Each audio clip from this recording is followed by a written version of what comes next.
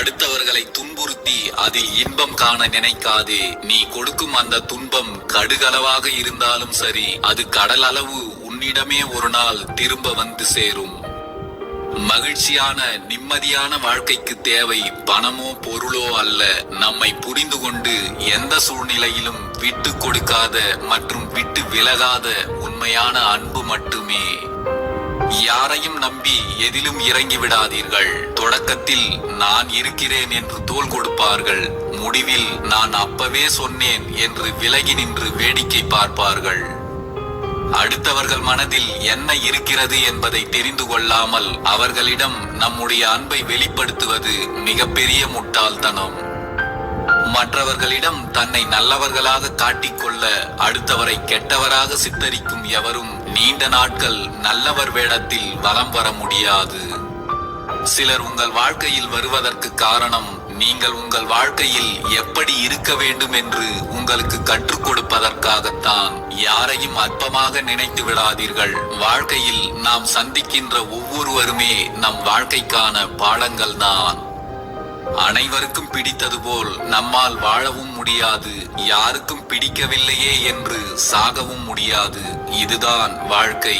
மற்றவர்களுக்கு பிடித்தது போல் வாழ வேண்டும் என்று யோசித்து உங்களுக்காக வாழாமலே உங்கள் வாழ்க்கையை வீணடித்து விடாதீர்கள். ஏனென்றால் வாழ்க்கை ஒரே ஒரு முறைதான்.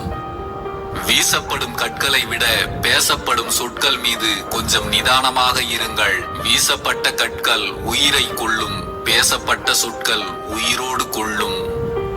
கருவறையில் இருந்து இறங்கி கல்லறையை நோக்கி நடந்து செல்லும் தூரம்தான் நம் வாழ்க்கை. பிறரிடம் மன்றாடித்தான் உன் பக்கம் உள்ள நியாயத்தை எடுத்து சொல்ல முடியும் என்றால் உன் மனதுடன் கொஞ்சம் போராடி அவர்களை விட்டு விலகி விடுவதே நல்லது.